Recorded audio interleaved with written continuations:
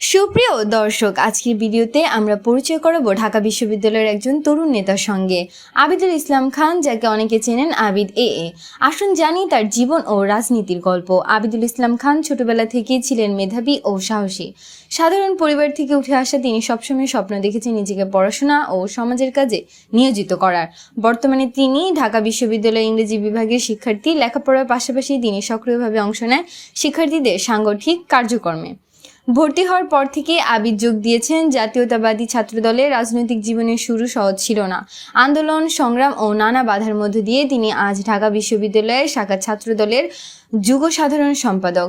এই দায়িত্বে তিনি শিক্ষার্থীদের অধিকার, গণতন্ত্র ও সহনশীল ক্যাম্পাস পরিবেশের পক্ষে সোচ্চার ছিলেন। দাবিতে কিছু বিতর্কিত প্রথা, যেমন গেস্ট রুম ও মাশরুমের সংস্কৃতি রয়েছে, যেখানে অনেক শিক্ষার্থী নির্যাতনের শিকার হয়েছেন। আবিদুল নিজেও ছিলেন এই ধরনের অভিজ্ঞতার সম্মুখীন। তাই তিনি প্রতিশ্রুতি দিয়েছেন এমন অন্যায় সংস্কৃতি বন্ধ করতে কাজ করবেন, যাতে কেউ ভয়ে না থাকে। মাঠে শিক্ষার্থীদের সঙ্গে সরল ও সোজাসাপটা কথাবার্তা, ত্যাগী মনোভাব তাকে আলাদা পরিচিতি দিয়েছে। অনেকেই তাকে নতুন প্রজন্মের ছাত্রনেতা হিসেবে দেখছেন। তিনি ভয়ের রাজনীতি নয়, যুক্তি ও সততার ভিত্তিতে নেতৃত্ব দিয়ে থাকেন। রাজনীতি শুধু নির্বাচনে সীমাবদ্ধ নয়, আবিদ আন্দোলন ও সংগ্রামে ছিলেন অগ্রভাবে।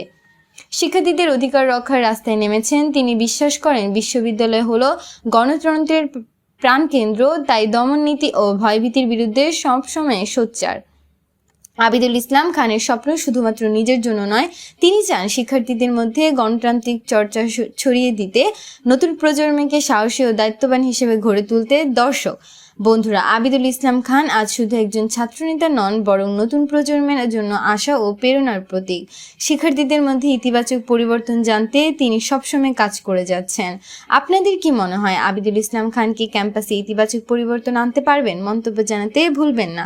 আজকের ভিডিওটি ভালো লেগে থাকলে চ্যানেলটি সাবস্ক্রাইব করুন।